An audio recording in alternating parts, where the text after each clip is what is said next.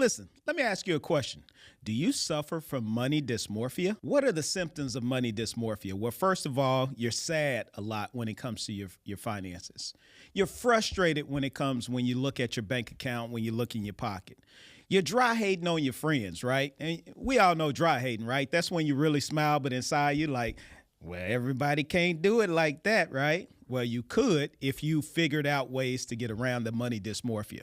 So let's talk about this. This is a distorted view that people have when it comes to their financial situation.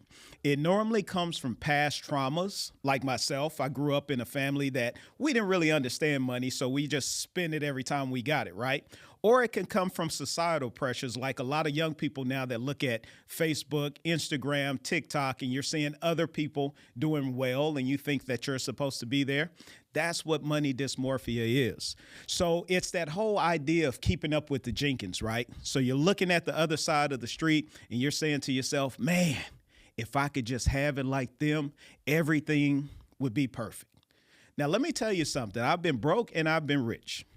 When it comes to building up to where you actually want to be, that's actually the fun part about it. So now I'm not saying you want to necessarily be on the poor side forever, right? But when you get more money, you get a lot of more problems with it. If you look at grass, right, and you see grass is really, really green, right? That's because it has a lot of manure in it, right? So hopefully somebody catch that later on, right? So let's talk about how we get ourselves away from money dysmorphia. So step number one, create a budget and stick to it. So how do you create a budget? Well, first of all, you need to write down everything that you have to pay for the month. Your mortgage, your rent, your car, your insurance, how much blow money you spend. Like every dollar should be marked and every dollar should have a place that it's going to go. Even if it's saving or investing, still mark off that money.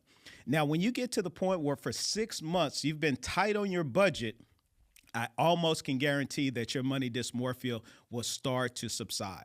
Secondly, pay off the debt as soon as possible. Now, some debt we're not going to be able to pay off like in 5 or 10 years, right? If you have a mortgage, that's probably a 30-year payment that you're going to pay. We'll talk about how we pay that off a little later in the video series.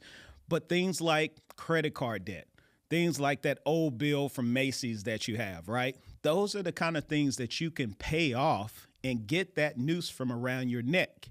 Because what happens is debt becomes a thief in your budget. So when you budget, I want you to figure out a way to pay that debt off early. Now, the way that I did it is I used the snowball effect. So I would pay off one bill, take that amount that I'm paying on that bill and roll it to the second bill, and so on and so forth.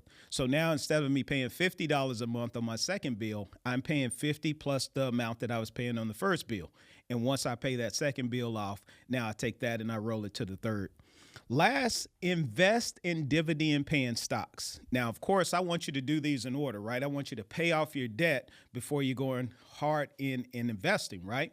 But I want you to start investing in dividend paying stocks. Why? Because the dividend paying stocks will also provide a income for you to be able to buy whatever it is that you want. And now you just let the stocks pay for your lifestyle.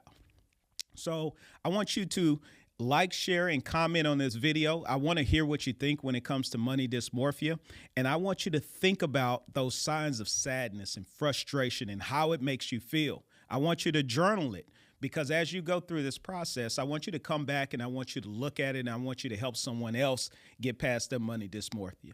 So think and grow rich. We'll see you on the next one.